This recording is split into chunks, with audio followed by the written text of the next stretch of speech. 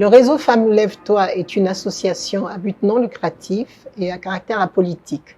Nous existons depuis 2015. Nous travaillons sur l'autonomisation des femmes, le leadership des femmes, la participation publique des femmes et également sur les questions de droits humains. Donc, droits de l'homme, de la femme, de la jeune fille, comme je l'ai dit, la question de la transparence électorale et de la démocratie.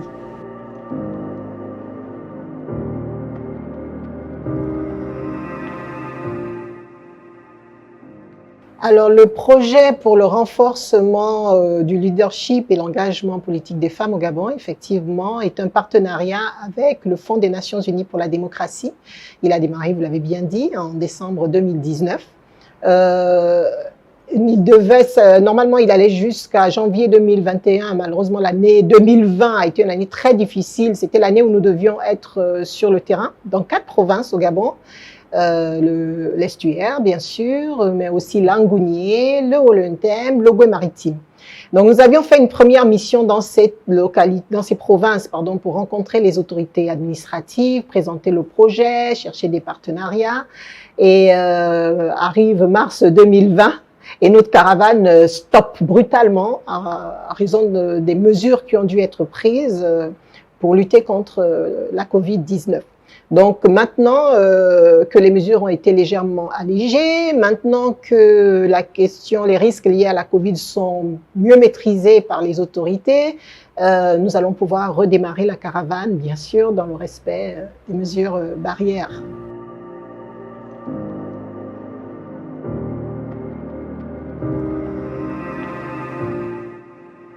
Les femmes au Gabon, parlons un peu statistique, ça représente, d'après le recensement de 2013, 48% de la population globale.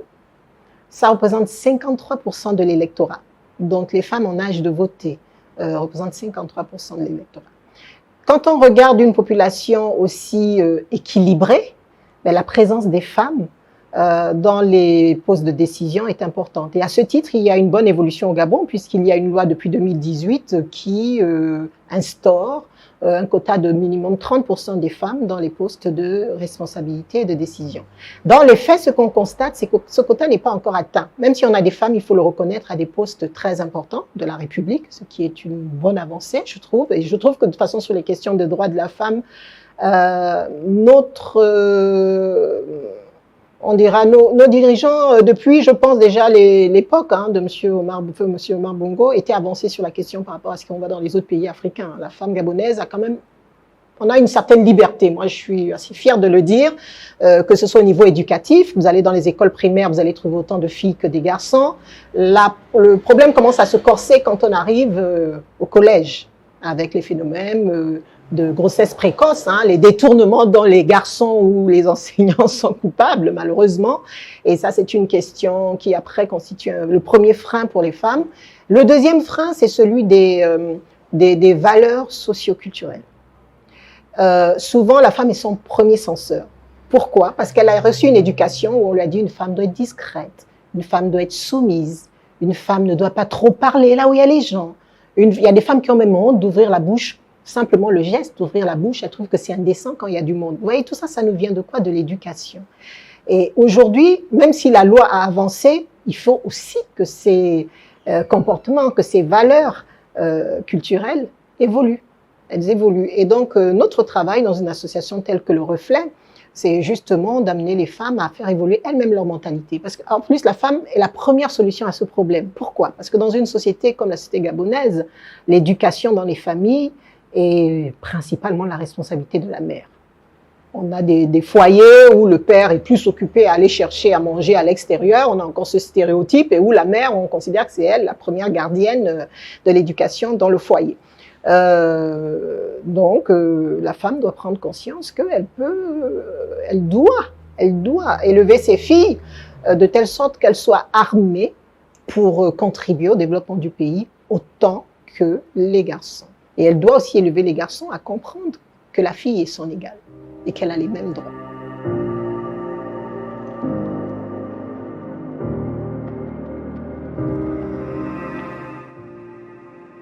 Effectivement, c'est une déclaration que nous avons faite pour souligner ce que nous considérons au réseau comme un progrès. Vous savez, nous sommes une organisation qui travaille sur la défense, la promotion, la protection des droits de l'homme. Et depuis 2016, suite aux violences post-électorales, nous nous étions levés pour dénoncer d'une part le déni de démocratie, parce qu'il y a quand même eu beaucoup de violences pour mater ce qui au départ était une manifestation qui nous semblait pacifique puisqu'il n'y avait pas d'armes, même s'il faut reconnaître qu'il y a eu des débordements. Et dans ce cadre, nous avions à l'époque reçu certaines victimes. Nous avons fait un plaidoyer depuis lors pour que ces victimes soient reconnues comme telles et soient prises en charge.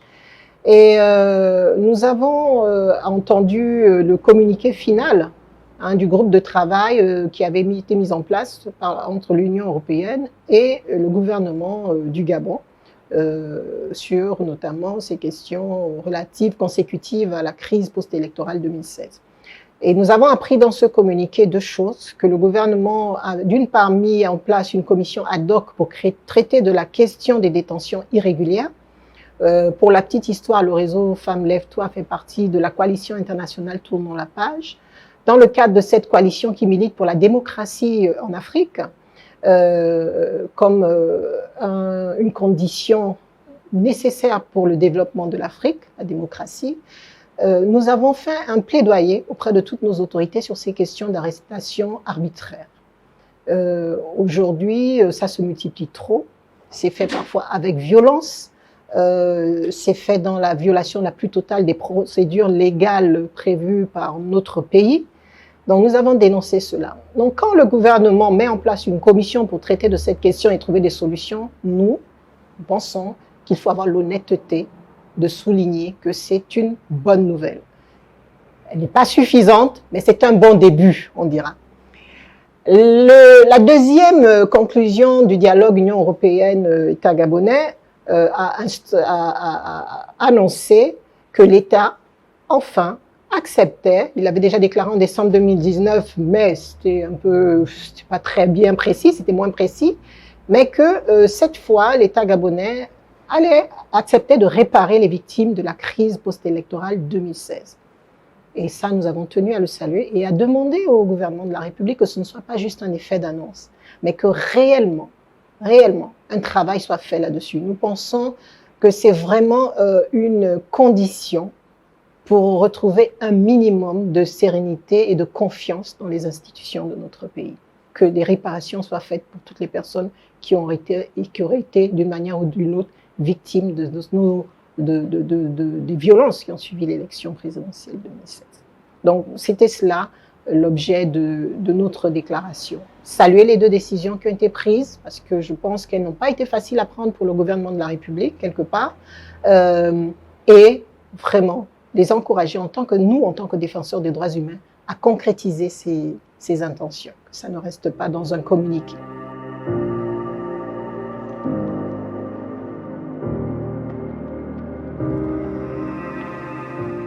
L'actualité, c'est cette caravane pour le renforcement du leadership des femmes. Depuis le mois de novembre que les mesures barrières ont été levées, progressivement nous sommes repartis sur le terrain, nous rencontrons 2 à 3 fois par semaine d'autres organisations de la société civile, des associations féminines, des coopératives, pour leur présenter le projet, parce que la bonne nouvelle, c'est que dans ce projet, il va y avoir, là nous sommes dans la phase d'information, de vulgarisation, mais après il va y avoir des formations.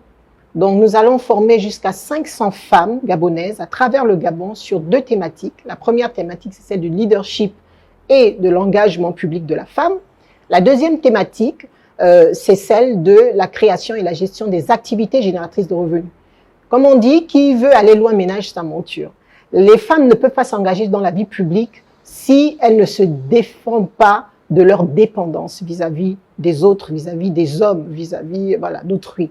Donc, on doit, les AGR, pour nous, c'est le minimum pour qu'une femme commence à être indépendante. Il faut d'abord une indépendance économique, parce que si vous dépendez pour vous nourrir de quelqu'un, évidemment, vous ne pourrez rien faire sans l'accord de cette personne. Donc, une partie de notre caravane de sensibilisation vise à dire aux dames que vraiment, il faut que de plus en plus la femme gabonaise soit autonome, qu'elle prenne ses propres décisions et qu'elle puisse avoir des revenus. Parce que pour bien éduquer ses enfants, il faut pouvoir leur assurer, les mettre à l'abri des besoins essentiels, élémentaires du quotidien, et idem pour soi-même. Donc la question de la création des AGR est essentielle. Et ensuite, nous allons avoir également donc, un concours dans les provinces qui seront signalées pour financer justement des AGR. C'est bien d'inciter les femmes à le faire, mais encore faut-il qu'elles aient des ressources. Et l'accès au financement est un vrai problème pour la femme qui veut se lancer en enfer. J'en sais quelque chose, je suis dans ce domaine depuis plus de 20 ans. Très, très difficile. Donc là, nous avons obtenu de nos partenaires, le Fonds des Nations Unies pour la démocratie, une enveloppe budgétaire pour subventionner à travers le Gabon quelques dizaines de projets. Donc, à l'issue de la formation, les femmes qui auront suivi tout le cursus et qui auront démontré leur motivation, leur leadership, leur détermination, pourront bénéficier d'une aide financière, soit pour lancer, soit pour développer leur activité génératrice de revenus. L'autre bonne nouvelle, c'est que nous avons rencontré Madame la ministre des Affaires sociales et des droits de la femme, qui soutient totalement ce projet, qui donc devient un projet quand même avec un certain niveau institutionnel, on va dire, et que peut-être qu'elle nous fera l'honneur à un moment ou de l'autre d'accompagner ou de vraiment de dire un mot pour encourager les femmes qui se seront lancées dans l'aventure. Nous retournerons vers donc les institutions responsables des droits de la femme dès que la caravane va s'ébranler vers l'intérieur du pays pour qu'ils soient informés et que les représentations de l'intérieur soient avisées également. Donc voilà pour ce qui est de l'actualité du réseau Femmes Lève-toi.